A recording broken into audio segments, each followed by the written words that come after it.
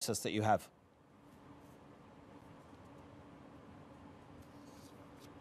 Well, Adnan, more fire and destruction has been raining down on the people of Idlib in northwestern Syria for the past couple of days, and today is not likely to be any different. And we're waking up here to new reports of renewed concerns that the Assad regime could be in preparation and ready to use chlorine gas against civilians in the decisive battle for Idlib. New media reports coming out of the Wall Street Journal in Washington, D.C. are reporting that U.S. officials believe that Bashar al-Assad has given approval for the use of chlorine gas against civilians in Idlib. We do know in the past, according to international scientists and inspectors, that the Assad regime has used chlorine gas throughout Syria, from Damascus to Khan Sheikhoun and Aleppo and Idlib, and in fact, in other instances, a hybrid mixture of chlorine gas and sarin gas. So renewed concerns that Bashar al-Assad has reportedly, according to media reports, given the approval for the use of this deadly gas against civilians in the decisive battle for Idlib. So we'll have to wait and see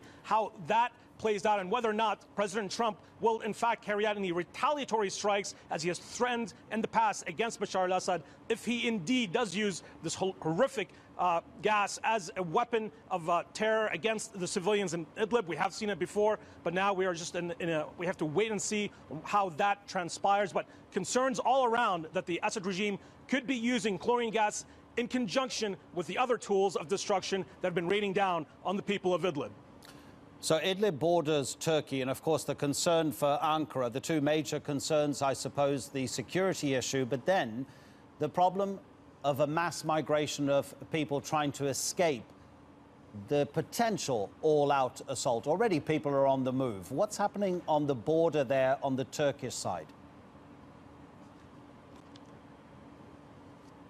Absolutely. As civilians are fleeing the front lines of the fighting, they're moving up closer to the Turkish border, trying to hug that fence where they believe they can be afforded some protection from the barrel bombs and from the airstrikes and from the chemical weapons. So there are even concerns that a renewed mass assault in Idlib could lead to a mass migration of refugees and displaced persons, possibly up to 1 million people. That is a major national security concern, not only for Turkey, but also for Europe, as Turkey is just at complete full capacity in terms of its ability to handle the refugee flow. So this could be a massive humanitarian disaster for the Syrian people, possibly for Turkey and for Europe as well. One thing we do know is that the weather forecast in Idlib today is set for clear and sunny skies, which every resident in Idlib will tell you is an ominous sign that even more barrel bombs and more attacks are likely in the works, as the people of Idlib are caught firmly in the crosshairs of the attack warplanes, the Sukhoi aircraft, the MiG aircraft, for what we could